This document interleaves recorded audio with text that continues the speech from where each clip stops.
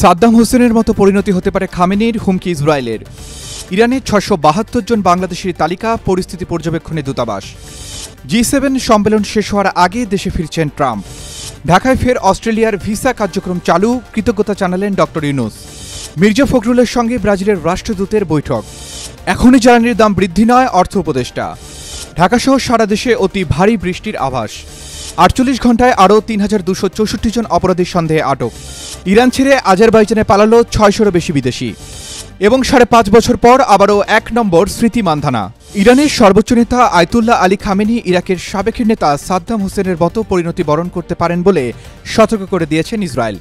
মঙ্গলবার ইসরায়েলের প্রতিরক্ষামন্ত্রী ইসরায়েল কাৎজ ইরানের সর্বোচ্চ নেতার বিষয়ে এমন সতর্কতা উচ্চারণ করেছেন। সাম্প্রতিক ইসরায়েলি হামলায় কোনো বাংলাদেশি নাগরিক আহত হওয়ার খবর পাওয়া যায়নি বলে জানিয়েছে তেহরানে অবস্থিত বাংলাদেশ দূতাবাস। হামলার পর থেকেই ইরানের বিভিন্ন অঞ্চলে বসবাসরত বাংলাদেশিদের সঙ্গে যোগাযোগ রেখে পরিস্থিতি নিবিড়ভাবে পর্যবেক্ষণ করছে দূতাবাস। কানাডায় চলমান G7 সম্মেলন শেষ হওয়ার আগেই দেশে ফিরে যাচ্ছেন যুক্তরাষ্ট্রের প্রেসিডেন্ট ডোনাল্ড ট্রাম্প।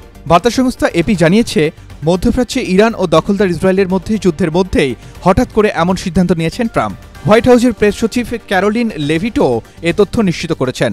ঢাকায় পুনরায় অস্ট্রেলিয়ার ভিসা কার্যক্রম চালু হওয়ায় দেশটির প্রতি কৃতজ্ঞতা প্রকাশ করেছেন অন্তর্বর্তী সরকারের প্রধান উপদেষ্টা অধ্যাপক ডক্টর মোহাম্মদ ইউনূস। মঙ্গলবার রাজধানীর রাষ্ট্রীয় অতিথি ভবন যমুনায় অস্ট্রেলিয়ার নবনিযুক্ত হাইকমিশনার সুসান রাইলের সঙ্গে সৌজন্য সাক্ষাৎকালে তিনি এ কৃতজ্ঞতা জানান। বিএনপির মহাসচিব মির্জা ফখরুল ইসলাম আলমগীরের সঙ্গে বৈঠক করেছেন ঢাকায় নিযুক্ত ব্রাজিলের রাষ্ট্রদূত পাওলো ফার্নান্দো ডায়াস পেরেস। মঙ্গলবার বেলা ১১টায় রাজধানীর গুলশানে বিএনপির চেয়ারপারসনের কার্যালয়ে এ বৈঠক অনুষ্ঠিত হয়। অর্থ উপদেষ্টা ডক্টর সালাউদ্দিন আহমেদ বলেছেন, ইরান ইসরায়েল যুদ্ধটা আমরা পর্যবেক্ষণ করছি। জ্বালানি তেলের দাম বাড়ানোর বিষয়ে আমরা আরও অপেক্ষা করব। আপাতত আমরা পর্যবেক্ষণ করছি যুদ্ধটা। মঙ্গলবার সচিবালয়ে বৈঠক শেষে সাংবাদিকদের এক প্রশ্নের জবাবে এসব কথা বলেন অর্থ উপদেষ্টা। ঢাকাসহ দেশের ৮ বিভাগে ভারী থেকে অতি ভারী বৃষ্টি হতে পারে বলে জানিয়েছেন বাংলাদেশ আবহাওয়া অধিদপ্তর।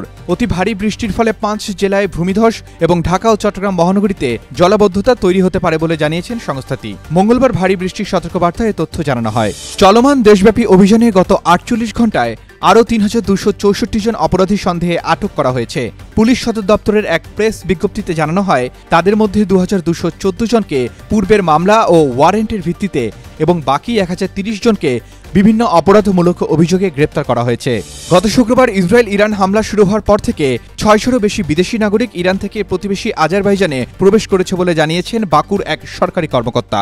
আইসিসির উইমেন্স ওয়ানডে ব্যাটারদের র্যাঙ্কিংয়ে শীর্ষে ফিরেছেন স্মৃতি মানধানা। দক্ষিণ আফ্রিকার অধিনায়ক লরা উলভার্টকে হটিয়ে ৫.৫ বছর পর চূড়ায় উঠেছেন ভারতের এই opener.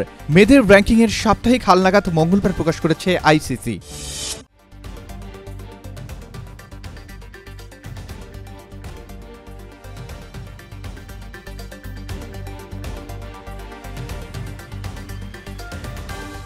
For more updates, follow us on Facebook, subscribe our YouTube channel, get the latest update on www.daily-sun.com.